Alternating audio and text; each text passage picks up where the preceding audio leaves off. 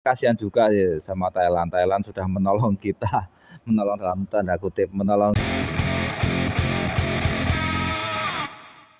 Selamat datang di channel Sepak Bola Tarkam, channel yang membahas sepak bola dari sisi tentunya supporter Tarkam.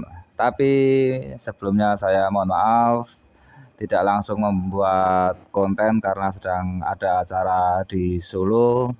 Jadi agak terlambat gitu. Tapi untuk saat ini saya sempatkan di sela-sela kesibukan saya untuk membuat konten, tidak lain dan tidak bukan yaitu tentang timnas U23 yang berhasil menang melawan Thailand. Ini sebuah pertandingan yang mengejutkan bagi saya karena menurut saya, ya, saya akan melihat pertandingan yang kemarin yang sudah dilakoni ya.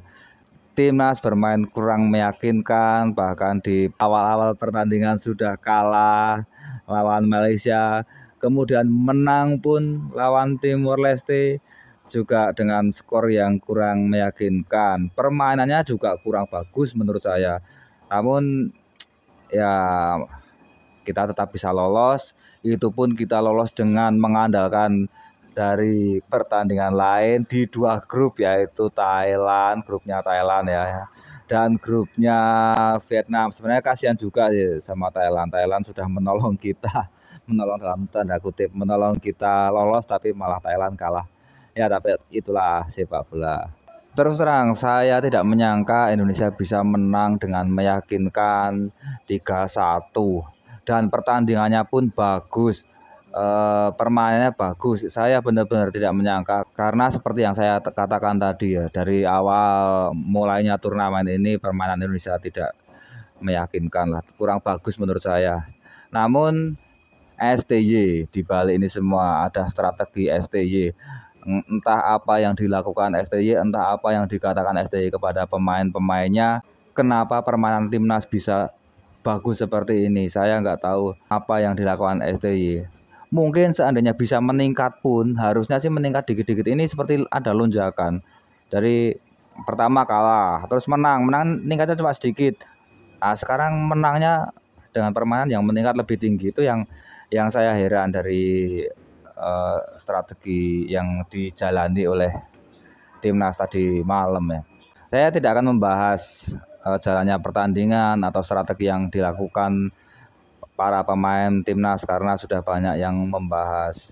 Saya hanya ingat pada satu hal tentang turnamen ini, yaitu Malaysia dulu waktu juara AFF, tapi Malaysia senior ya, itu pertama kali juga kalah dilindas oleh timnas dengan skor 5-1.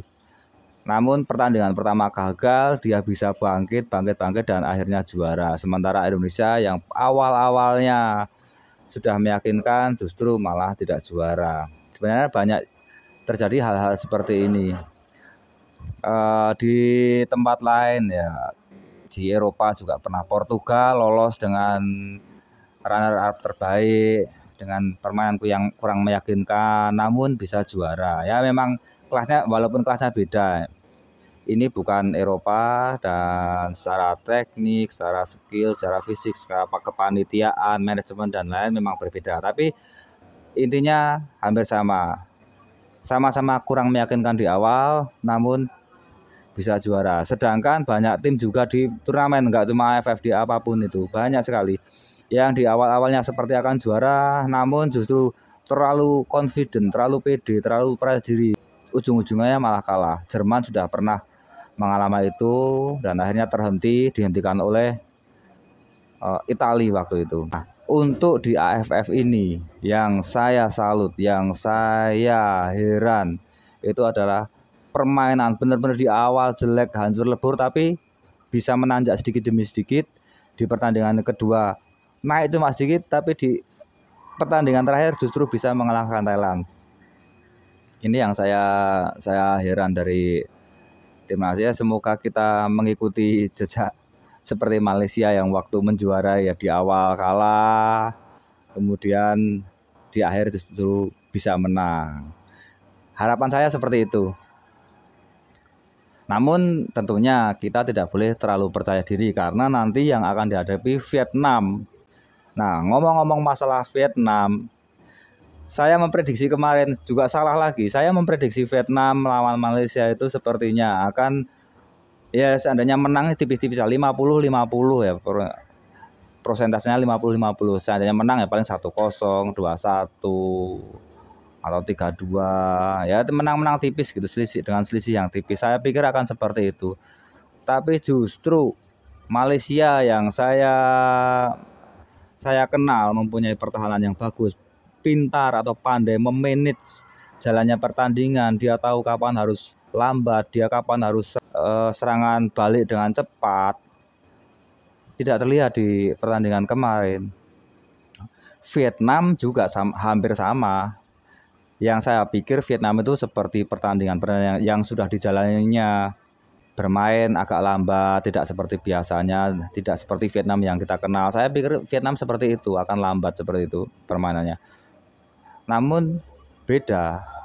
Dari situ saya berpikir Malaysia yang pandai atau bisa mengatur tempo, yang pandai membaca permainan lawan. Vietnam yang nggak secepat dulu, yang nggak secepat di turnamen-turnamen kemarin. Saya berpikir dua pertandingan ini akan berjalan lambat, namun alot. Makanya saya memprediksi bahwa pertandingan akan berjalan dengan tempo lambat dan dengan skor yang beda-beda tipis gitu. Saya berpikir seperti itu, tapi ternyata beda. Vietnam bisa menggasak Malaysia 4-1 dan akhirnya Indonesia bisa melaju dan akan melawan Vietnam di babak final nanti.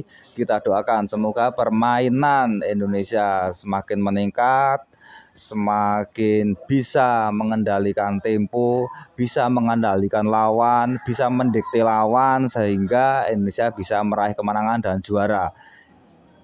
Saya pribadi pada awal-awal pertandingan, pada awal-awal turnamen berpikir bahwa oke lah, nggak usah diberi target, nggak usah cari target, nggak usah cari juara. Yang penting pemain-pemain timnas bisa belajar, bisa mendapatkan pengalaman, bisa mendapatkan jam terbang. Namun kali ini ketika kita sudah melaju ke final, saya ingin kita juara.